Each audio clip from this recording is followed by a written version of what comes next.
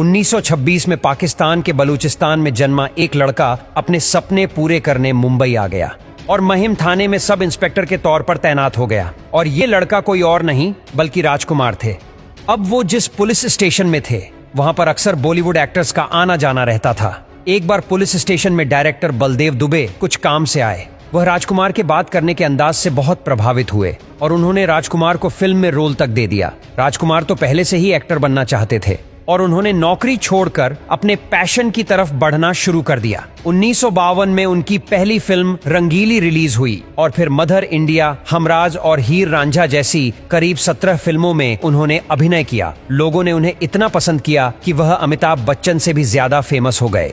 दोस्तों, राजकुमार को अगर कोई डायलॉग न पसंद आए तो स्क्रीन के सामने ही वह उसे बदल देते थे। 1989 में जंगबाज मूवी में राजकुमार और गोविंदा ने एक साथ काम किया और एक बार राजकुमार ने गोविंदा को कहा कि उनकी शर्ट बहुत अच्छी है और गोविंदा ने वह शर्ट उन्हें दे दी। इसके कुछ दिन बाद राजकुमार ने गोविंदा की उसी शर्ट का रुमाल बनाकर अपनी जेब में रखा था और फिर से एक पार्टी के दौरान अमिताभ बच्चन के कोट की सभी तारीफ कर रहे थे और इतने में राजकुमार ने अमिताभ बच्चन से कहा कि तुम्हारे सूट का कपड़ा बहुत अच्छा है, आखिर तुमने यह कोट कहां से बनवाया है? अमिताभ बच्चन ने कहा कि क्या तुम्हें भी ऐसा कोट बनवाना है? राजकुमार ने इस पर कहा कि नहीं नहीं, मुझे ऐसे ही अपने घर के पर्दे बनवाने हैं। अमिताभ के चेहरे का रंग उनकी बात को सुनकर ही उड़ गया और वह वहां से चले गए। राजकुमार की अगर कोई फिल्म फ्लॉप होती तो वह अपनी फीस और भी बढ़ा देते थे।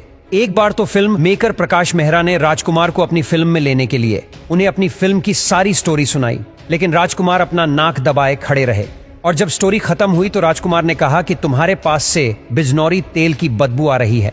हम फिल्म तो दूर, तुम्हारे साथ 1 मिनट खड़ा होना भी पसंद नहीं करेंगे। एक बार तो बप्पी लहरी के पहने सोने को देखकर राजकुमार ने यह तक कह दिया कि तुम्हें बस एक मंगलसूत्र की जरूरत है। और एक समय पर राजकुमार जी के साथ काम करने से भी अभिनेता लोग डरते थे। और एक बार तो रामायण को बनाने वाले रामानंद सागर ने राजकुमार को फिल्म की कहानी सुनाई और उन्हें काम करने के लिए कहा। राजकुमार ने इस पर अपने कुत्ते को बुलाया और उससे पूछा कि क्या तुम यह फिल्म करोगे? और कुत्ते ने मुंह हिला दिया और फिर इस पर राजकुमार ने कहा कि यह फिल्म तो हमारा कुत्ता भी नहीं करेगा। और रामानंद सागर इस बेइज्जती को कभी भी नहीं भूले और फिर उन्होंने राजकुमार के साथ कभी काम नहीं किया।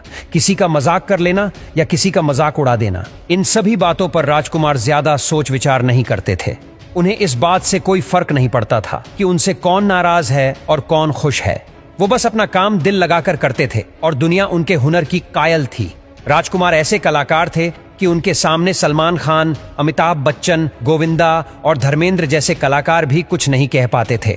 और हर एक्टर की मौत के बाद श्रद्धांजलि देने वालों की लाइन लग जाती है, लेकिन जब राजकुमार की मौत हुई तो कोई भी कलाकार उनके अंतिम संस्कार में शामिल ही नहीं हुआ। लेकिन क्यों? चलिए जानते हैं।